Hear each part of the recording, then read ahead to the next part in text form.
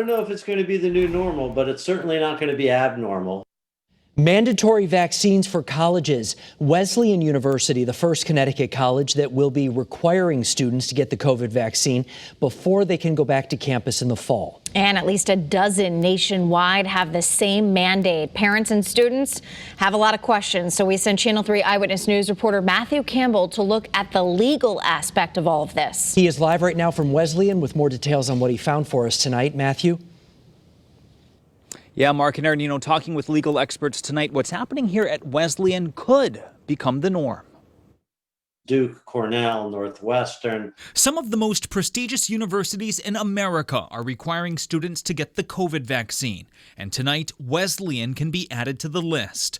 The university will require all students to upload their vaccination record before returning to campus in the fall. Professor Eric Feldman teaches medical ethics and health policy at UPenn Law. Whether it's going to be the majority or not is hard to know, but it's certainly a trend that's gaining some speed. Wesleyan is giving students with approved medical or religious reasons an exemption, but as more colleges make the vaccine mandatory, Feldman does expect a legal challenge from those who don't fall into those two categories. Someone might try to argue that beyond the religious and medical exemptions, there ought to be an exemption for other sorts of philosophical objections to vaccines, and some states allow those. But I think that's going to be a fairly narrow plank to stand on if one is hoping for a victory in the courts. The COVID vaccine has been approved by the FDA for emergency use, which differs from the mumps, measles, and rubella vaccines, which have withstood the test of time.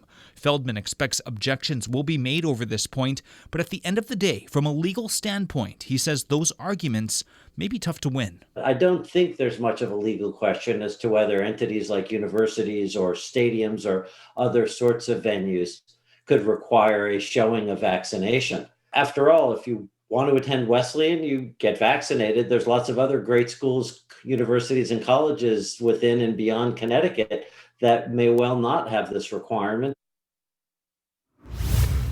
And to make it easier for Wesleyan students, the university is going to be holding an on-campus clinic in mid-April offering the Pfizer dose. Then in mid-May, just days before students go home for the summer, they're going to be having another clinic for the second dose. That is the latest. Live here in Middletown, Matthew Campbell, Channel 3 Eyewitness News.